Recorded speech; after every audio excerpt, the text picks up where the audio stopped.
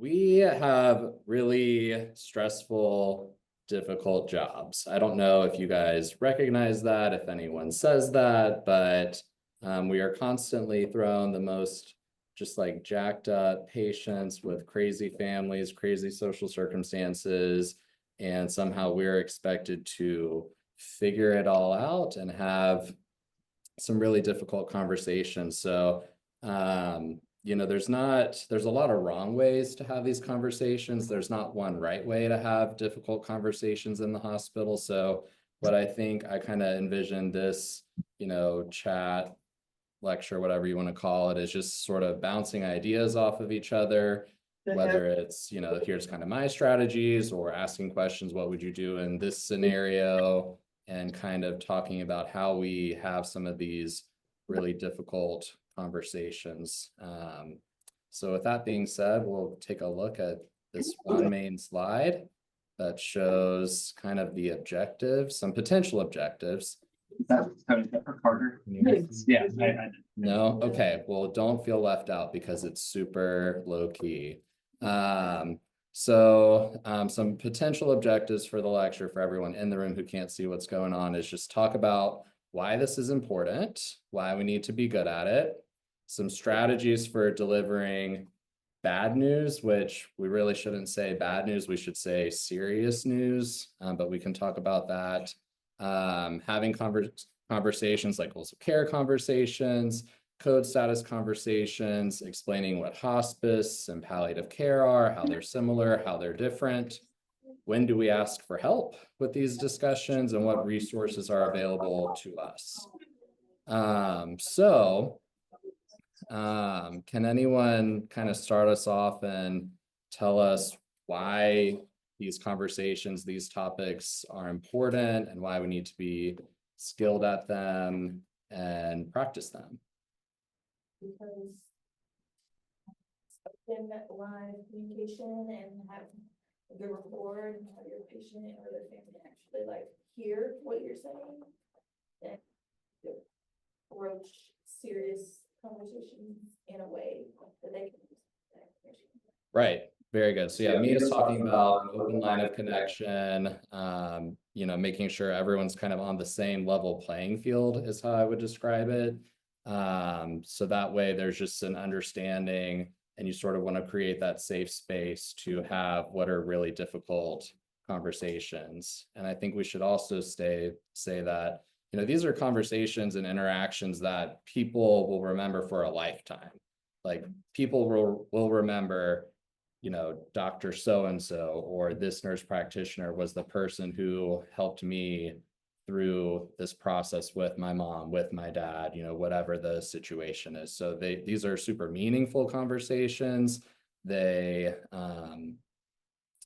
can be a really emotional time, but also help us get to where we need to be in line with whatever the patient's goals are. Any other thoughts on like why these are serious or things we need to practice besides sort of having that open line of communication? What else? A lot of times families don't understand what's happening. And so they're relying on us to take this medical mumbo jumbo and translate it in a way that they can actually process and understand what's going on. Right. It's shocking to me when I walk into the room and say, can you tell me your understanding of what's going on? And it's crickets, or, mom just has a UTI and the ER is admitting them for, metastatic cancer. And we're the first ones walking in the room. The patient doesn't know, the family member doesn't know. And all of a sudden it's on us to be like, well, there's a lot more than a UTI going on here. So learning how to be that first person when you kind of think that maybe someone else has already delivered the bad/serious news. So yeah, I think it's important because it helps us take better care of patients. We can kind of understand what folks' goals are, which helps us prevent unwanted harm.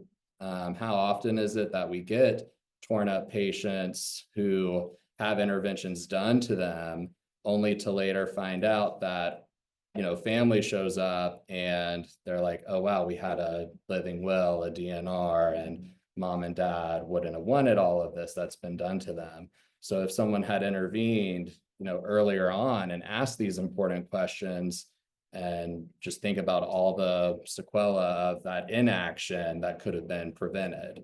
And then you kind of get stuck in this, okay, well, now we've already done all this stuff. So where do we stop? And families have trouble sort of peeling things off. So we've talked a little bit about, why these are meaningful. They're important to get everyone on the same page, kind of have that same open playing field.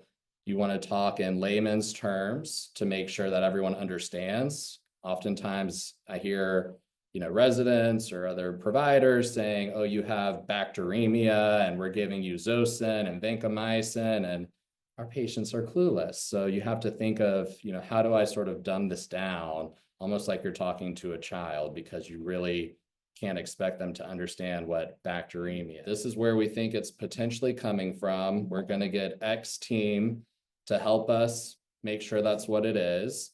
And you're on big gun antibiotics right now. And over time, we'll try and come up with a final plan for your antibiotics. That's something that patients can themselves understand, hopefully. Family members can understand. That's something that, if you were to tell a young of mind person, could you explain this to your spouse? That's something that they could replicate. They can't say, what is bacteremia and what is vancomycin and so like that's so high level. So kind of become samples. Right. So basically, if John Strinkowski would use the language or the verbiage, don't do it, because you're so fancy with all your words and your fancy, words with more than like 3 syllables that none of us know what they mean. Yeah, just like keep it 5th grade level, I would say. So why are these conversations hard? Why do people avoid them? Because it's uncomfortable. It's hard to tell people bad news. It's hard to tell people you're dying Yeah, because death is scary. it sucks, right? It really friggin' sucks being the bearer of bad news. And I think most people go into medicine like thinking, oh, I'm going to help you stay healthy and fix people, which we sometimes do in the hospital. Every now and then we fix people, but oftentimes we're just like a Band-Aid on this open, gaping, hemorrhaging wound that no one else wants to help us with. And, to walk in and be like, oh yeah, your creatinine went from 5.5 to 5.3 today, like Mazel Tov, when there's still like cancer everywhere, that doesn't really do the patient justice, that doesn't do family members justice. And we're all here to take the best care of patients. It doesn't mean we fix everyone, but we're trying to do what's best for them. So it's hard. It can be emotional. It's okay to cry with a patient. I mean, we see like devastating diagnoses.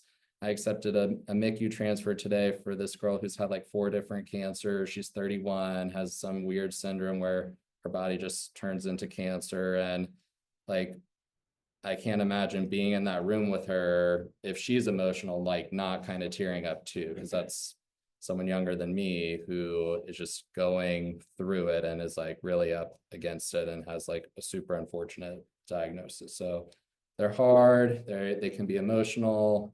Why else are these difficult and avoided? I mean, daunting because we're so prone in medicine to hedging and odds, and it's hard to say you're dying when a family member wants to say, well, what are the chances? And you want to say, well, I can't prove the future, and it can become messy from that standpoint. Yeah.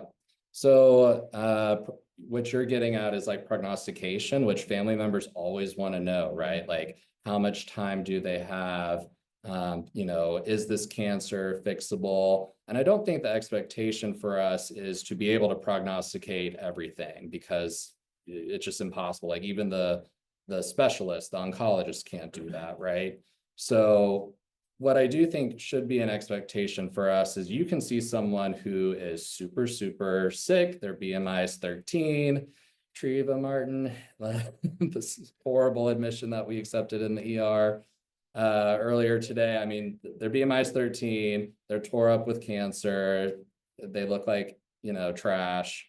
And she recognized like this is someone who needs hospice. And that's really the expectation. If someone, has a new lung mass, is, in their 40s or 50s and ambulating and doing fine otherwise, like, is that someone that you need to necessarily talk with about hospice? I don't think so. They may have some really terrible disease process going on, but you don't need to necessarily jump into the goals of care bucket, if you will. So kind of recognizing like when it is the end times, when people aren't candidates for any more treatment versus, yeah, you've got some stuff going on, but there may be options out there, and we're going to either get you in touch with a specialist inpatient or set you up outpatient for close follow-up, where some of those discussions can go on. So it can get kind of messy with, questions that are above our skill set. Like John said, what else? Some people just don't want to hear it. Yeah, Like, it can get aggressive. it can get really awkward is something that I wrote down here. I had a mom the other day, super sad case. Her son was just torn up with esophageal cancer. And I spent an hour with her the first day, thought we got somewhere, made progress. All the checkout was she's super resistant to hospice. Don't waste your time. And I walked in thinking no one's tried, no one's taken the time. No one sat down with her, held her hand, walked her through this. And my big win for that day was I got her to cry. Like, she heard me. And the checkout, what I took from the checkout was she's not hearing any of us, so this is futile. So I went in thinking day 2, okay, she heard me, she cried. Let's see what she did the seed take and grow a pretty hospice plant. Well, I walked in the second day and she, without saying anything, was all that hospice stuff you talked about yesterday, you can forget about that, and was very aggressive. So it's kind of like, all right, message received, thought we made progress, but we didn't. And these conversations, I think it's important too, don't have to happen always, that day. Like, you can sort of plant that seed, water it, check in over days, update families with, hey, we're a little worse today and the creatinine's worse. They're needing more oxygen today. Like, we're seeing more signs of the body is really failing. How do you think your loved one's doing? And just sort of daily reminders of things are getting worse and worse. And even with all of modern medicine and everything that we can do in the hospital, we are failing. So they can be awkward. There can be multiple family members involved who have competing views. I think one last thing we haven't really mentioned is they're super time consuming. People have lots of questions. If you're going to do a good job navigating these discussions, you're really kind of going through every layer of their care, explaining disease processes, explaining treatments, trying to understand what patients want, wouldn't want, things like that. So they're super time consuming. And when you've got 5-6 admissions for the day, it can, not be always the most reasonable thing for you to do. So why us? Why should this fall on us to have these conversations? Oh, and if anything's in the chat, I've been ignoring the chat.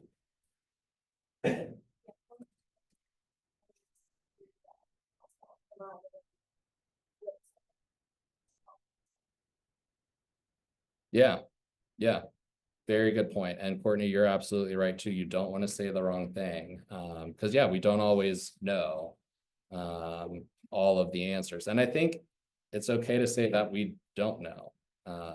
Sometimes that's the smartest thing you can say. So yeah, why do we need to, in particular, be skilled at having these difficult conversations?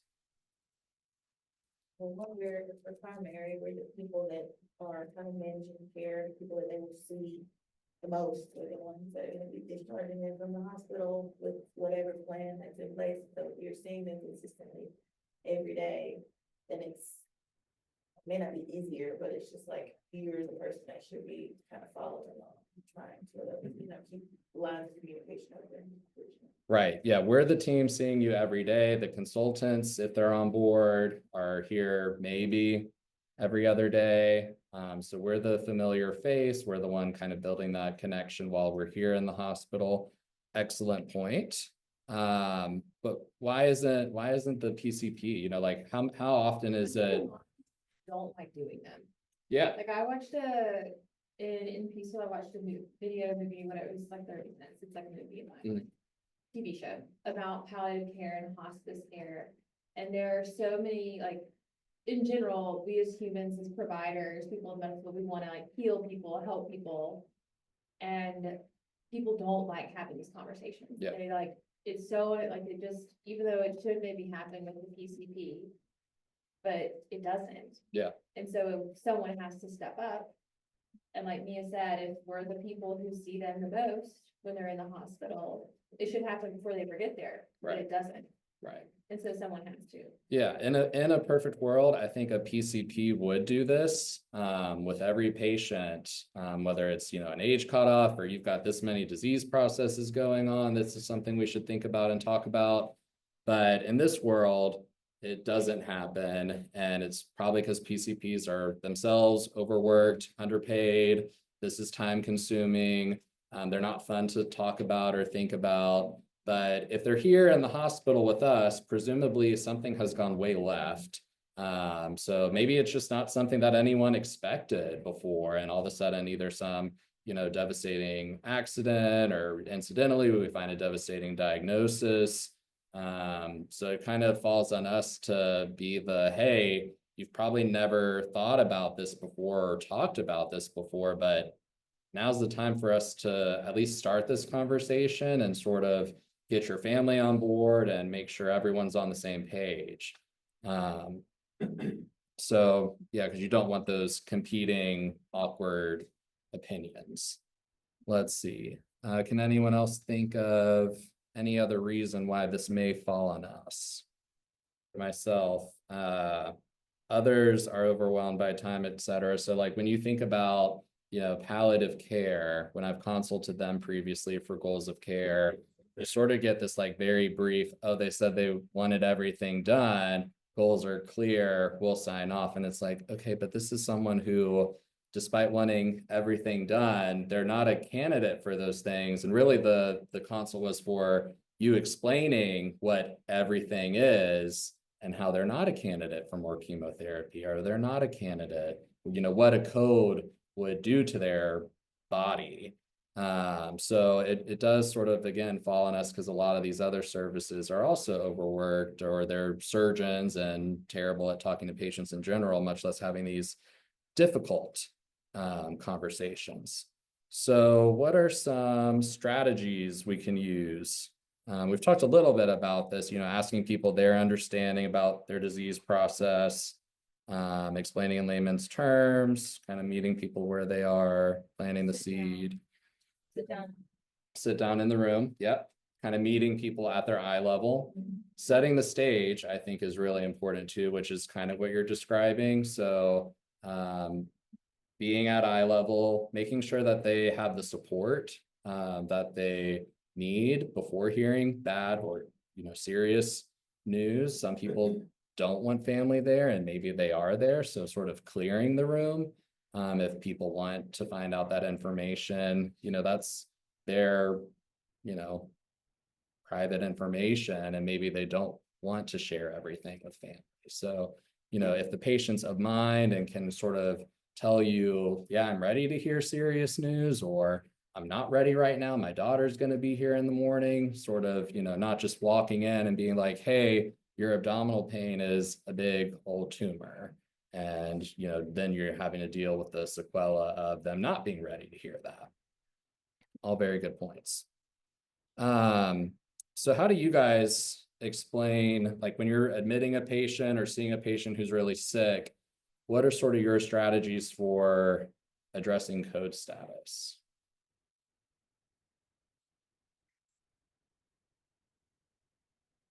they've ever, like if they have lived in real, if they've ever thought about it, talked about it, and then they usually say, no, what's that? Right, Explaining, yeah, explaining that. And then, yeah, the decision maker, they'll be like, oh, well, I have children, but I don't want to be the decision maker. And it's like, well, Right. you know, kind of figuring out where they are, Right. so you know where to start. yeah, so you touched on a few important points, have you talked about this before? If you have, who's sort of your designated person to talk to make these decisions for you if you can't make these decisions for yourself.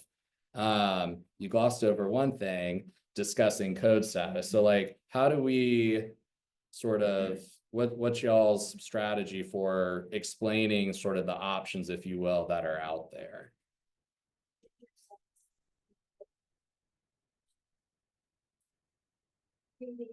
Part stop, it sounds like kind of dumbing it down and making sure that they can understand what it really means. Absolutely, yeah. I usually talk about too, like, have you ever thought about chest compress, like I'll say that kind of stuff and they'll say, and then I'll go into further detail about chest compressions. I usually say it's not like the TV shows, like it does break ribs, it is painful. A lot of times, like, so that happens, we should put electrical currents through your body, it's also very painful, and then afterwards it hurts. Right, And then usually if it's, someone who's very much has no business being a full code because of all these different things that are happening. I also will then tie in that, and just like to be fully transparent, a lot of times if someone does die and we get them back, we never know if we're gonna get them back, it's a flip of a coin. And then when they do get back, they're usually not at where they were before. And I'll sometimes draw like a chart out of like the decline of what can happen each Yeah. hospitalization or each time someone codes. yeah, you read ahead and you've seen my favorite graph, which will show, at least for the online folks. So yeah, I think, it's real easy to walk in the room and ask, would you want everything? Yeah, I'm at the hospital, I'm at UAB, you guys work wonders, right? Of course, yeah, I want it all. But It is important, because people in the general population, they think, they equate doing everything being just treatment.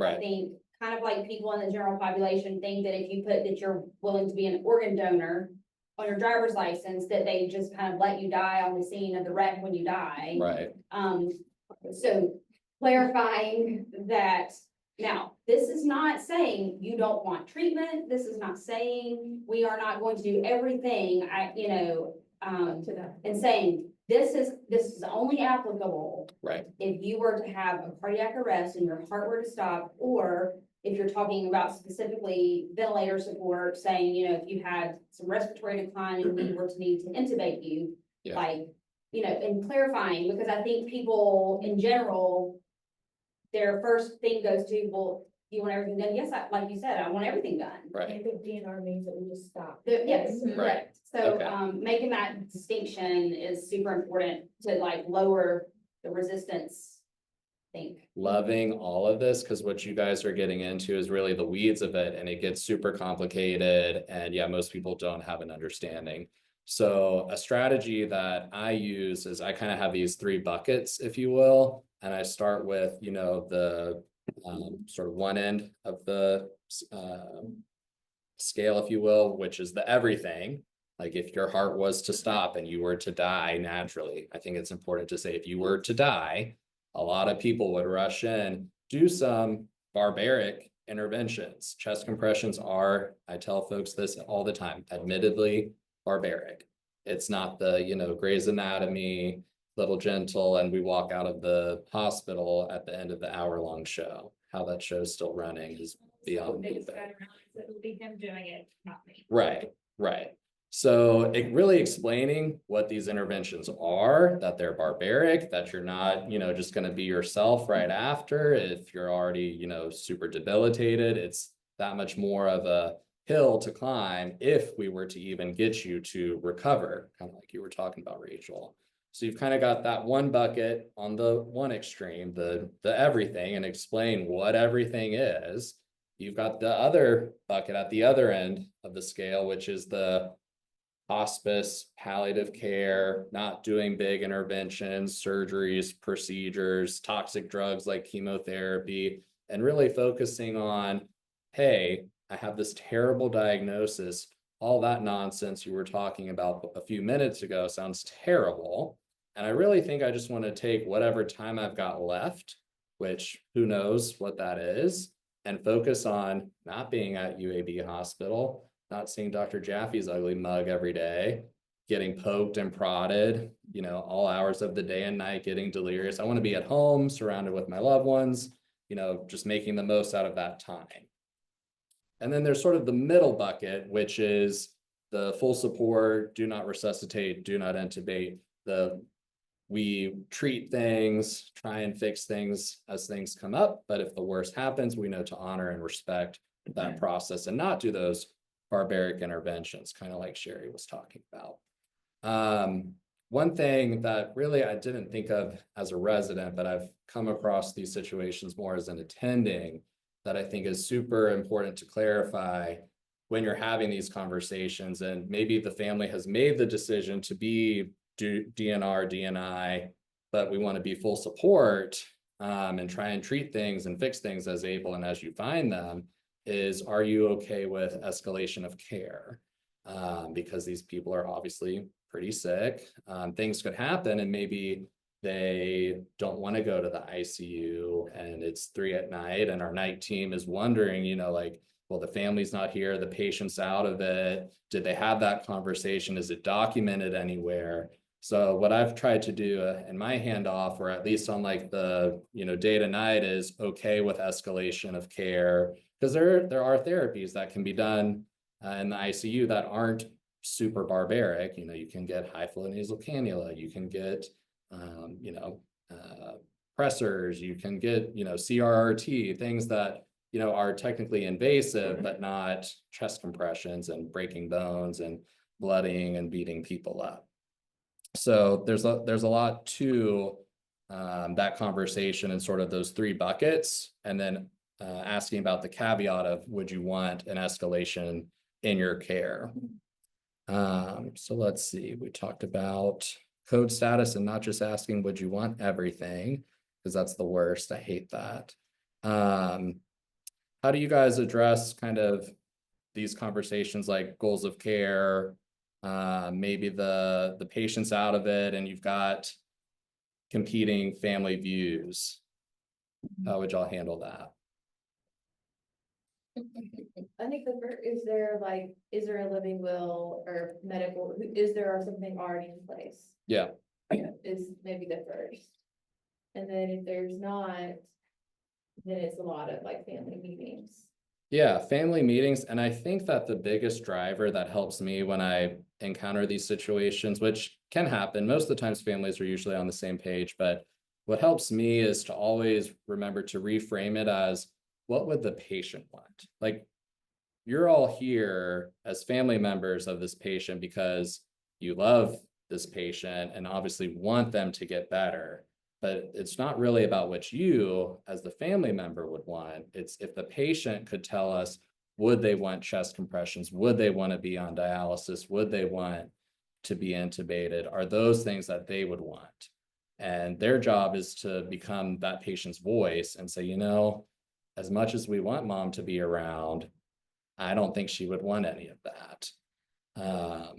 So that's I think whenever you're in an awkward situation or have competing views, I think if you always just reframe it back to, right, but what would the patient want if they could tell us what was going on?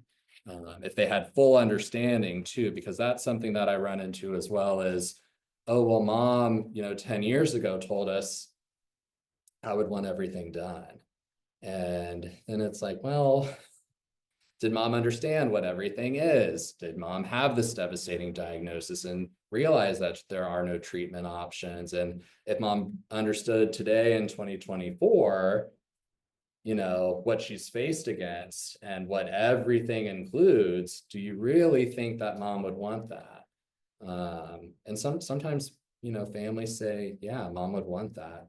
And I think this is an important point too. It's not necessarily the decision that we would make, right? But as long as if at the end of this conversation, you've, you know, found out what the patient would want and everyone's on board with that, that's really what it comes to. And I think if you have these conversations and we end up doing some pretty awful, traumatic things to patients, like it can sort of leave you feeling kind of messed up. But if you know that that's what they would have wanted and that's what the family wants, that can be kind of how you sleep at night. Because that's definitely, especially in the ICU, I remember, you know, leaving work some days and just thinking like, oh my God, it should be illegal what we just did to this poor lady. But families sometimes need to see that you've done literally everything, and that helps them be at peace thinking, well, they tried it all and they won't have any guilt. And it's really, you kind of have to take yourself out of the equation, because it's not about what we would want. It's about the patient and the families in these really, you know, really difficult scenarios that we find ourselves facing every day. Another thing that I think is important to talk about is hospice and palliative care, how they're similar, how they're different. What are people's thoughts on these two important terms?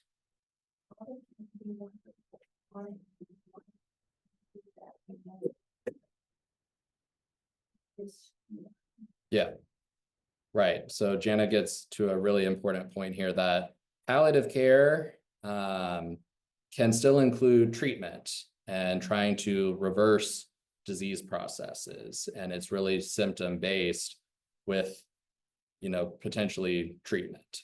So you get some of these end stage COPDers who need morphine to breathe, but they're not like acutely dying from an exacerbation or some, you know, cancerous process.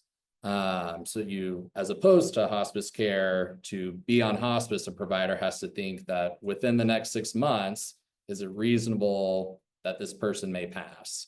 And it's not like if 6 months go by, you get a slap on the wrist. It's just 6 months from now, do you think that this person could die another 6 months from now? So, you know, people live on hospice for years. There's obvious misconceptions about hospice.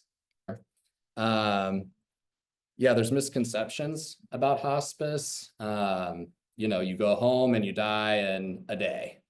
They just load you up with morphine and you die within, you know, 48 hours. And that's not what hospice is. That's an unfortunate misconception. So I think explaining that it's really just support for you, for the patient, for family members at home. They do a lot of teachings, you know, kind of, hey, if you get into trouble, there's always someone available to talk you through things. And if you're really in a bind, someone can come to your home. But it's resources to keep you out of the hospital and more focused on pain, symptom control. Doesn't mean if you fall and break a leg and your bone sticking out, you can't come to the hospital. Obviously, that's not in line with hospice goals either. So you can come back to the hospital, get treatment, and then leave the hospital and go back on hospice. So some people think hospice is the end all be all. We're done. You can't come back. So important to really dispel some of the myths and misconceptions about what these two terms are. Cool. Let's see what else we've got on here. Anything in the chat? No, yeah. You know, Molly, I'm learning every so often what hospice can and can't do. Different hospice companies do different things, some more than others. So yeah, ask your social workers to help you because the lines get kind of blurry. Can anyone think of situations or times, you know, when we're having these conversations, when we should ask for help? We've alluded to it a little bit. When the family's resistant and not hearing you, maybe potentially having one of those consultants who is a specialist in the field, being able to come in and more, specifically explain things, maybe some of the prognostic type things that they might need. Yeah, I think that's a great point, Sherry. You know, there's new medicines, new trials, new therapies, and Lord knows the oncologists love to dangle a trial in front of every patient. So, but you know, there are new legit medicines too that maybe can help some of these people. So asking like, hey, we've had this conversation. They do have more questions that are really outside of my scope and outside of my sandbox. And can you come help and tell us if there is anything else left for, you know, our loved one or patient, you know, whatever the point of view is. Great point. When else might we need help? Somebody's not spiritually ready, Yeah, offering some pastoral care. I love that you brought that up because yeah, I wrote use consultants, pastoral care, etc. You know, it's every now and then I have patients or family members ask if I can pray with them. I ask if I can pray for them. You know, we're 99% of the time different religions, but it's like still super meaningful and powerful that someone would trust you or invite you to prayer. So I think, you know, agreeing to that and maybe just sort of bowing your head respectfully if you don't share the same views.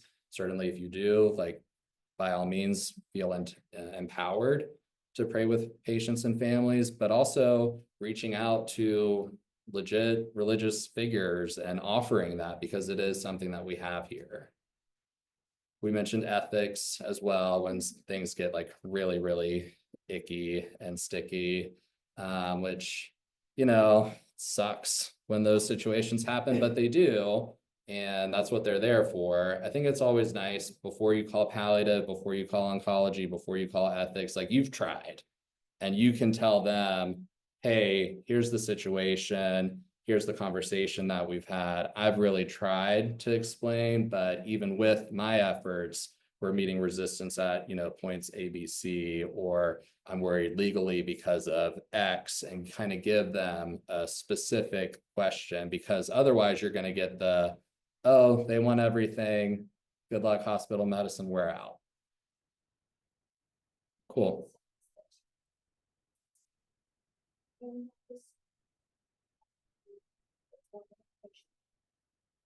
Yeah, that is like such a special relationship. Super love that idea and have done that myself, especially when the consulting oncology team is kind of like, oh, I am a breast oncologist and don't treat this type of cancer. Like cancer's gotten so specialized that to expect a breast oncologist to comment on anything else other than breast is almost unfair in 2024, which as an internist and a medicine person, like sounds crazy, but I'll give them some grace. So yeah, reaching out to that person who knows them, who knows that specialty, who knows the trials, who knows the treatments, and kind of knows their journey.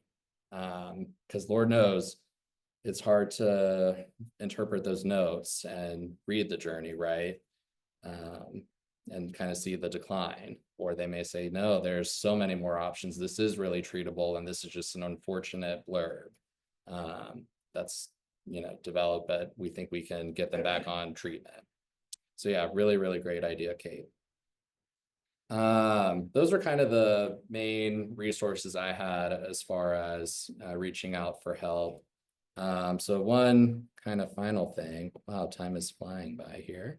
I wanted to talk about kind of a visual aid that I think I've shared with some of y'all. It's my favorite graph. And sorry to the folks who are here in the room. Oh yeah. Well, so for those of you on Zoom, you can see my I made this on paint. It took a little bit of time. Because I wanted it declined during that time. Yes, exactly. So this is the functional status and this is time.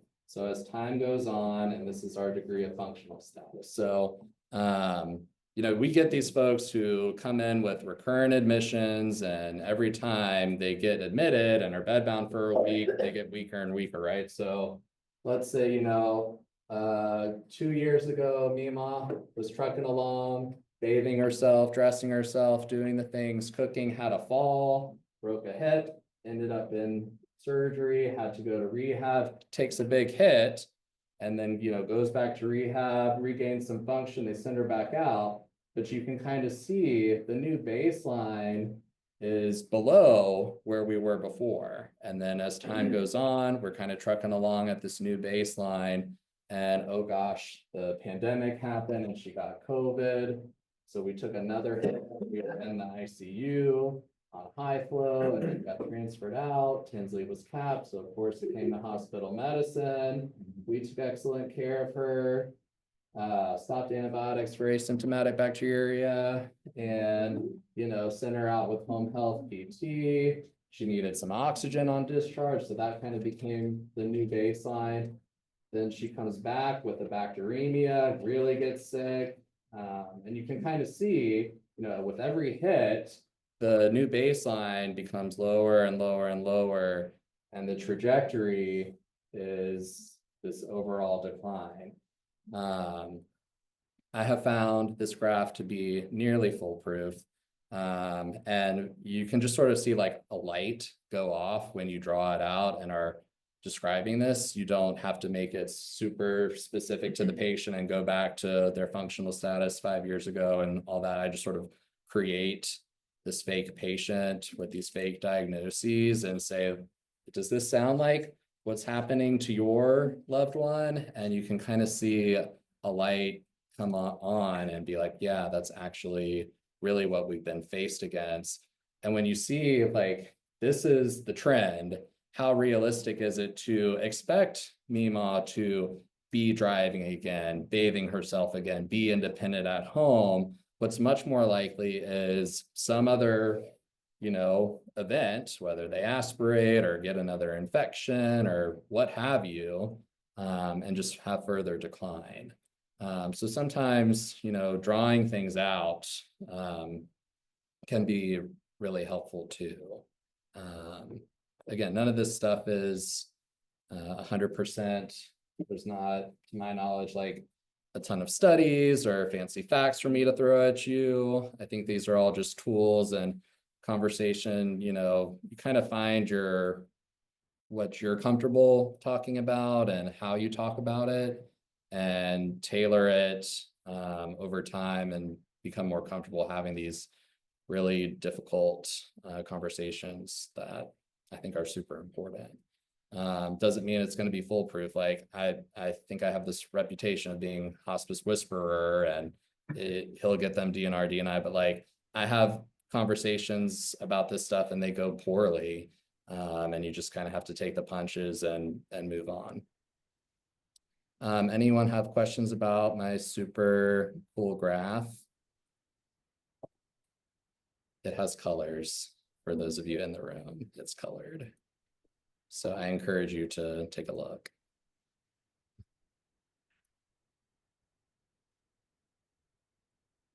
Questions about the graph, questions about anything we've talked about? Some. I needed that feedback. Thank you. A thought. Yeah. Just, I know when we see people, I think we touched on it briefly earlier, about you have a 40-year-old coming in who has no other comorbidities, completely functional, ambulating, but a serious diagnosis. Maybe not the time to have goals of care. Yeah. But there are some people I think that are maybe a little further down the road, who maybe aren't imminently dying, maybe not this hospitalization. I think it's helpful for subsequent visits to go ahead and be starting those conversations so that there's a groundwork laid. Absolutely. And I think what I have found to be helpful is to say, you don't want your family in an emotional time period, in an emergent situation, to be left with this decision. So in order for you to be prepared when that day comes, and I think it's even okay to say, I don't expect it to be Right, while you're with this hospitalization, but given the severity of your diagnosis, this is certainly something that I think it's worth a conversation. Yeah. Just to go ahead and have the family and the patient start thinking those directions. Because it can be hard for a family to even open those discussions, to even have them. yeah, So I think if you can kind of give the patient some tools, and some, permission to absolutely. have the conversations. Permission structure to decide. Yeah, I mean, not all the time, but frequently I'll find myself on the upswing, like someone's getting better. And I kind of walk in, it's like, yeah, we could probably discharge here. But even though you're better, I'll ask like, hey, do you have a living will? Or ask the family in the room, like, is this something you guys have talked about? And sometimes they'll be like, oh yeah, and there she's DNR, and you look at the chart, it says full code. So explaining to families like when you leave, even if I change you to DNR, this hospital stay, if you leave and come back to the ER, it assumes you want the full shebang. So letting families know every time you represent to the hospital, the system flips you to full code. So you have to be an advocate for yourself if you're the patient. If you're a family member, you have to be an advocate for your loved one, because all of a sudden we'll be doing things that they don't want. But yeah, sort of planting that seed early on, and that allows family members and everyone to be on the same page to prevent the distress and strife amongst family members, which makes it harder for us to take care of patients. So yeah, super love that. He says that some of the things she's learned in her time is to lay the biases aside in these conversations and to be open to feedback, but not time for the outcome. Yeah, and that's you can tell that that's coming from someone who's done this for a minute, because frequently as like a relatively new provider, I would get frustrated by, well, how come they can't see what I'm seeing? And they don't have our expertise and our training. And maybe even if they did, that's still not what they would want. So yeah, hide your bias at the door. As hard as it is to do that, I struggle with that myself. And yeah, be open to just hearing, some what we think is craziness. And you kind of just have to be like, that's where we are. Okay. And tomorrow's another day. We can readdress this, or if that's just where we are, then that's where we are. And your time's better used elsewhere. Excellent point. Anything else? The last thing would be, for me, reminding people and making it personal so that you're reminded that they're not just a medical record number to you. I oftentimes tell them, this were my family member that I love, not one that I don't love. This is what I would want someone to tell them. Or this is the advice I would hope somebody would give them. So just to make it personal and not just provider patients. So that there's some humanity in it. Absolutely. Yeah, you don't want to seem like you are being too paternalistic or confrontational by saying, like, this is what needs to be done. Because that, can be received really poorly. Some people need that because they just can't make a decision. But, I think identifying early on and kind of establishing early on that we're not here to push you one way or another along the 3 buckets or your, treatment plan or anything like that. Our job really is to describe the options available and help you navigate, help family navigate what's the best decision for you. What are you going to be at peace with? What's everyone going to be on board with and comfortable with, should things go left. So yeah, we're not here to pick for you or push you towards any decision. We're here to guide you through this. We can certainly say, if this were my dad, I don't think I would recommend doing that. But that's just that's personal to me. We're here to respect what you guys come up with and answer any questions along. Found this to be helpful, especially with the decades of medical mistrust that's been brewed in our part of the country too. Yeah. To say, this is not me, whatever level of paranoia there may be about using it for the money for X, Y, Z. Right. Say, I would recommend this for my Yeah. mom. It can be a really powerful point to personalize it and sort of humanize yourself, because we are human, and we just get thrown in these crazy situations and scenarios, and there is a lot of mistrust out there, not just with our history, but locally, in the state of Alabama, but just nationally, with everything that we've been through as a society. So there is a lot of mistrust out there. So just trying to personalize things and be a human is a really, really powerful tool. Cool. Well, that went on for so much longer than I expected. So thanks for joining.